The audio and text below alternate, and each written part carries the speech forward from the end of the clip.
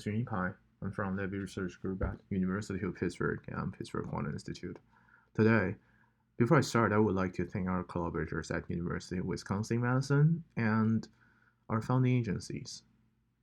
Today, I'll be talking about the superconductivity in 1D zigzag nanowires at lanthanum aluminate strontium titanate. The superconductivity in strontium titanate is first reported in the 60s by Scully and co-workers. It was the very first superconducting semiconductor at carrier concentration as low as 10 to 18th per centimeter cubed. It shared many superficial similarities to that of a high Tc superconductor. For example, a superconducting dome. That's your Tc traces a dome as a function of the carrier concentration. And this is actually one of the original domes that predates cuprates iron-based superconductors. A pseudo-gap phase is reported, a small Fermi surface with respect to Debye frequency, and vicinity to additional quantum phase transition, unknown pairing mechanism. Over the past 5 decades, a lot of pairing glues have been proposed, but what's the answer is still under debate.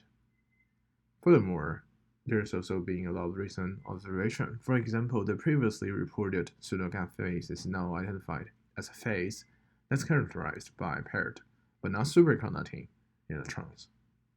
The electron-electron interaction can be tuned from carrier concentration by carrier concentration. The clean ballistic electron waveguides have been realized, and those waveguides have revealed complicated electron-electron interacting manifolds. So the interest in strontium titanate superconductivity has really been refueled a lot thanks to the discovery of the two-dimensional electron system and the interface between lanthanum aluminate and strontium titanate. The system can exist whenever the thickness of lanthanum aluminate is thicker than 3 nacelles. Now, the two-dimensional electron system inherits a lot of properties from strontium titanate, but here we can all tune by electric field effect from its superconductivity, spin recoupling, electrically controlled ferromechanism, and furthermore, the conducting interface can be switched between on and off, conducting or insulating, by the so-called conductivity lithography. So what you do is you begin with 3 nacelles of lanthanum aluminate, exactly at the 3 critical thickness, and bring a atomic force microscope probe to the surface. You apply a positive bias voltage to the tip. The tip dissociates the water molecules in the atmosphere, and those protons are deposited onto the surface of lanthanum aluminate and attract electrons to the interface. The process is versatile and reversible. You can erase a structure that you wrote. You can create various junctions by applying negative bias voltage. The best resolution that we can achieve is approximately 2 nanometers. So here, with this conductive lithography, we wanted to look at is there any effect in on their geometric shape in their transport. So we made 2 devices, a straight nanowire, a zigzag nanowire, and after the lithography, we transferred them to dilution refrigerators and cooled down to millikelvins. And here are their transport IV curves. So for both cases, you see a visible region that they are superconducting, but the normal state resistance as well as the residual resistance in the superconducting states are smaller for the zigzag, even though that the zigzag is longer in its geometric length.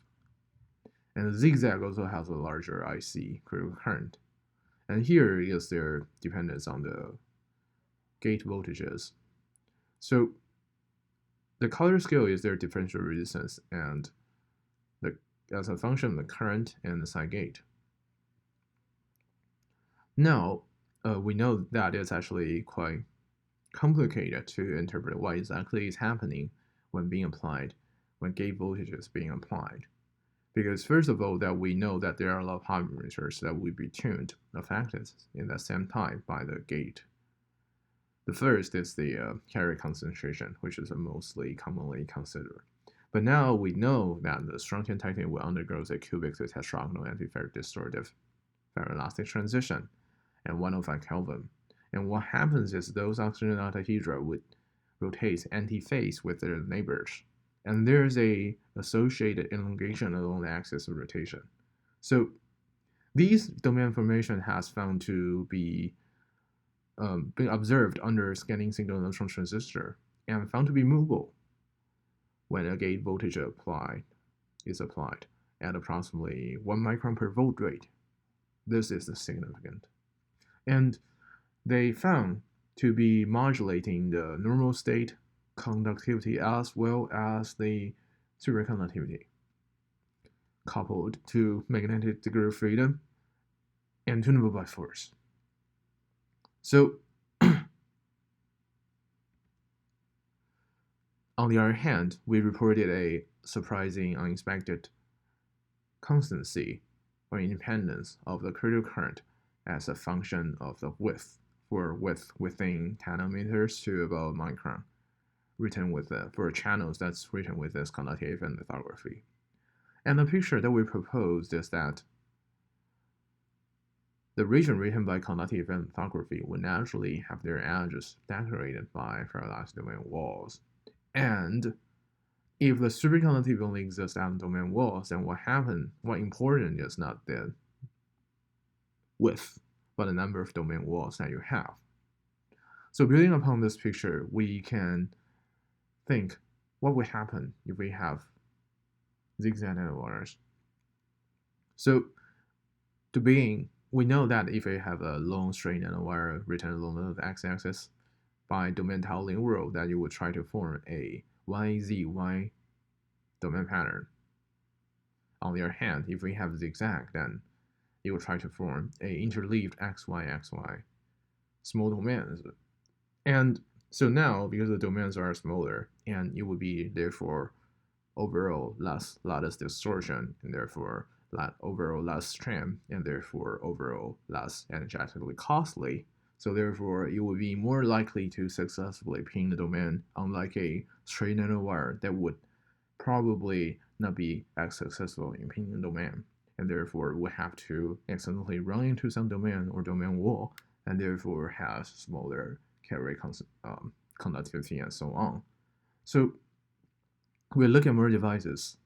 Now, each device is consisting of 3 different sections of different number of sharp turns or kinks, and the total length for each device is kept at total length for each section is kept at 3 microns. And so we cool down. But so far, we haven't seen any significant difference or dependence on the number of sharp turns, other than the fact that the straight nanowire always has the largest normal state resistance. That's the case for first, second, third, fourth, and the fifth device. But there is no clear dependency in the superconducting properties on the number of sharp turns that we have so far. And there has been several features that we don't are perhaps interesting, but not necessarily reproducible. For example, we see a doubling of the peaks in the differential resistance as a function of current for a particular set of device out of 5 set of devices. And here you see that there is a pair of the peaks in the at approximately 6 nanoamps, and that presents in all 3 different sections. And this could be simply from a trivial crosstalk or non-trivial crosstalk. And 2 out of 5 set of devices have their IV curve underdamped. So, and the larger the number of the sharp turns, and the smaller the number of the size of the hysteresis loop. And this is a case for the 2 observed set of devices.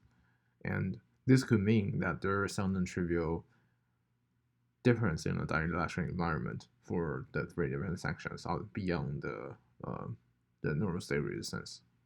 So, however, we realize that there are really a lot of parameters that we have to consider when making those devices.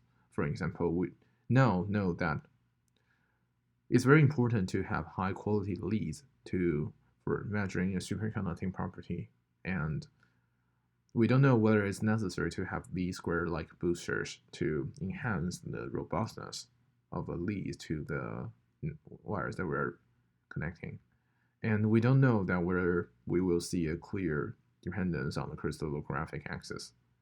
And we don't know how to incorporate the motion of the domain wall when the voltage is applied against the domain wall configuration that's pinned by conducting event lithography. And we don't know that how would the fundamental one-dimensional superconductivity limit would be interacting with those complicated parameter space.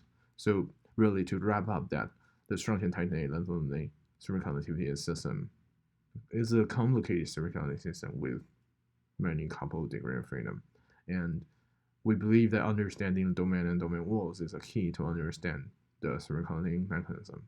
So I thank you for your attention, and these are the talks that were given or are going to be given by my colleagues. Thank you.